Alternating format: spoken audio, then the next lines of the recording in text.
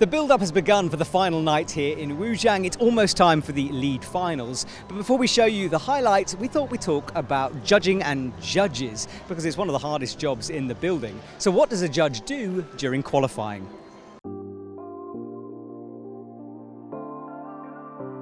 There are lots of tough jobs in the IFSC, but one of the hardest has got to be a judge, and I've found one who's willing to speak to me. So first of all, what's your name and what's your job title?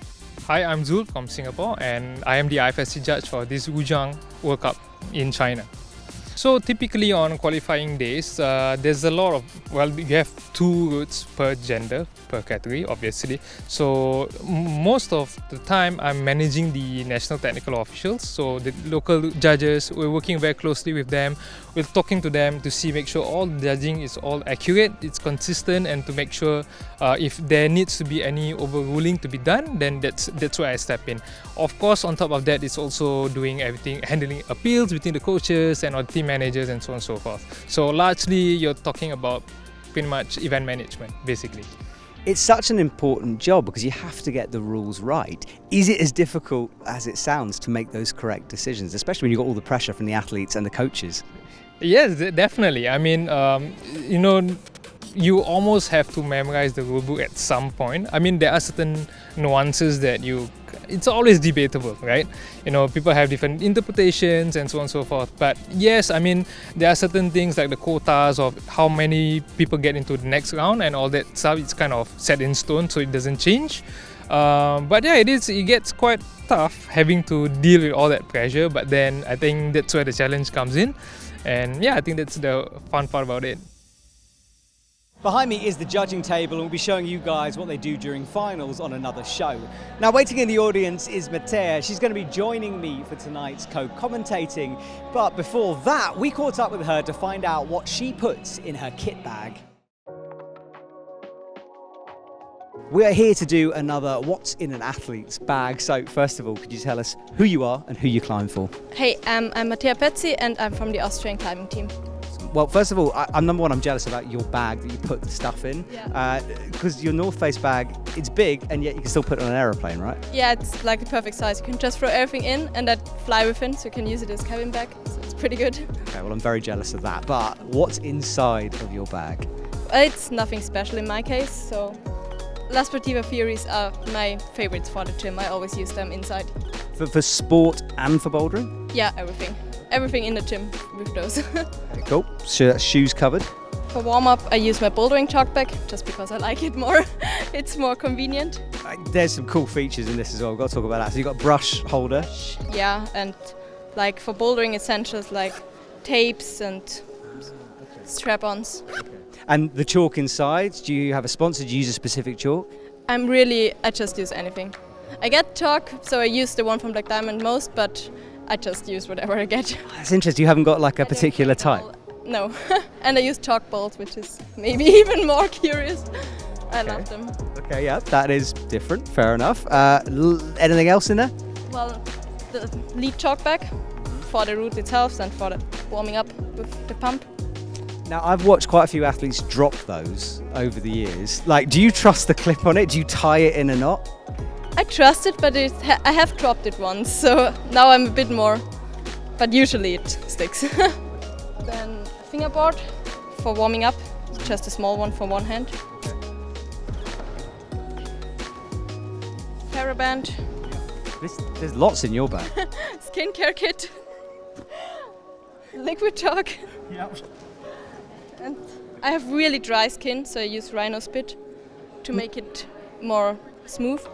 See, I'm fascinated by Rhino Skin Spit because I saw it, in that boulder in the World Champs that had the no friction. For this, it would be great. It's basically just water that smells good, but it's really good if you have dry skin like me.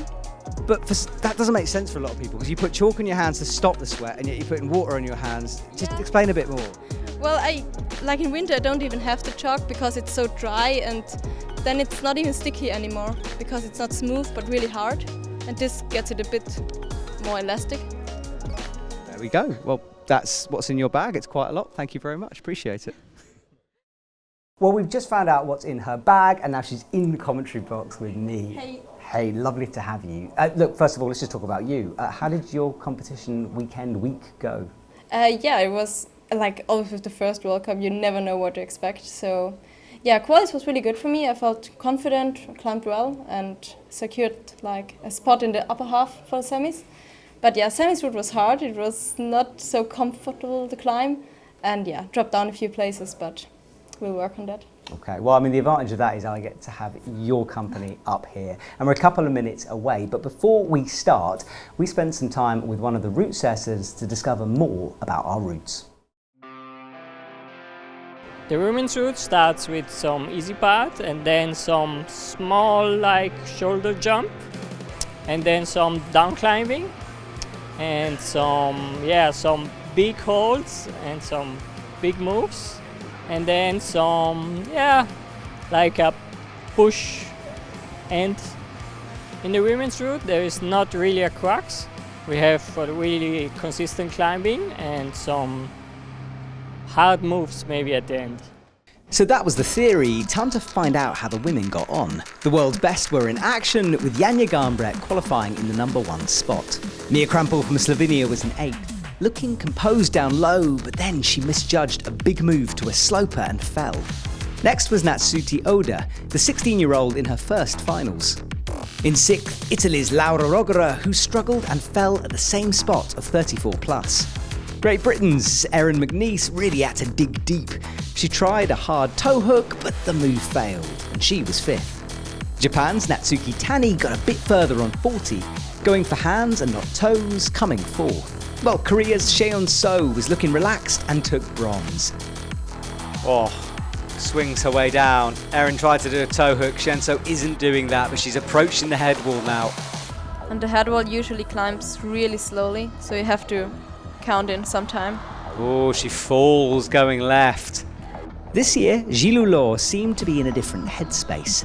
She's having more fun out on the wall, perhaps putting less pressure on herself. There it is, that back heel jammed between the wall and the sloper.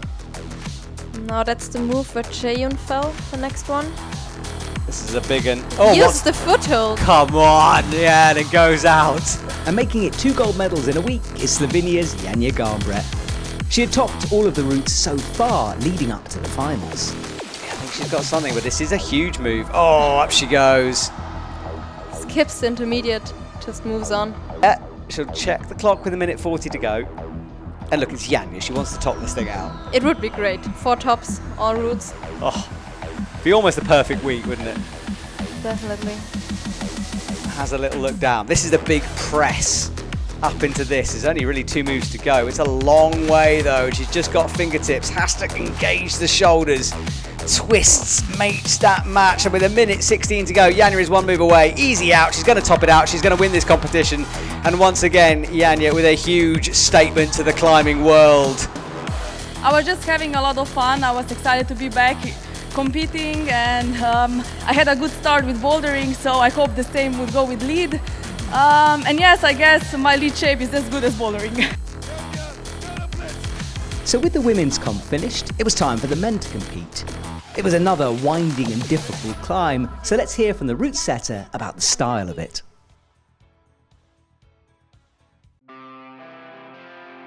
So the main route starts with some big moves, not so hard, and then we have a small jump, some powerful moves, some crimpy moves, and then some spicy final. I think it's like the same level as the semi-final. That was already really good.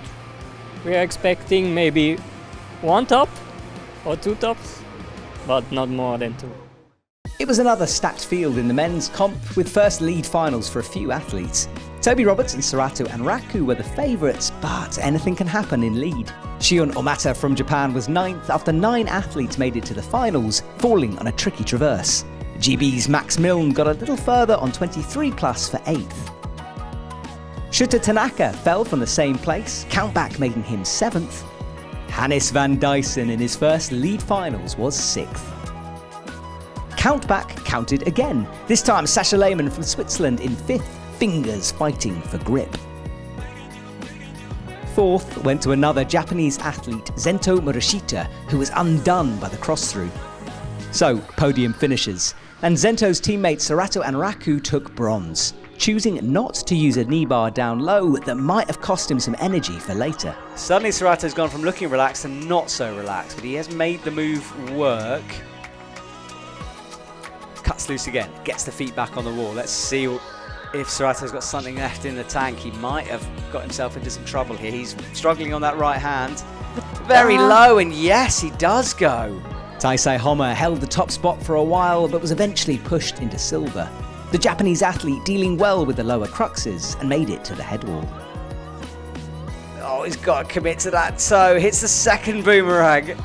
Now he's got to transition the feet over to the right. He does. He has a little look at what he's going for next. It's a long way. He hits it in the drag.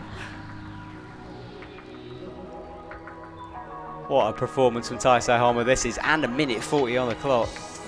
Jumping over there. Yeah, here we go. Little coordination, not happening for him this time, but way out in front on 36, beating GB's Toby Roberts gets another gold. Despite a few scary moments down low, he displayed all of his try-hard and takes the #1 spot. It would be great to see a top. Always makes for a good end of a competition. It does, doesn't it? Oh, let's have some fingers crossed here. This is a big sequence, and I think he's in Such a bad hold. Again, smart thinking from Toby Roberts. And we know he just needs the plus. He maybe doesn't. Oh! But I think he got it. I think that should be enough for the win. So that's it from China. A great start to the season, and now we look ahead to Salt Lake City and the USA for our next competition. We'll see you there. Make sure you subscribe to the World Climbing Club.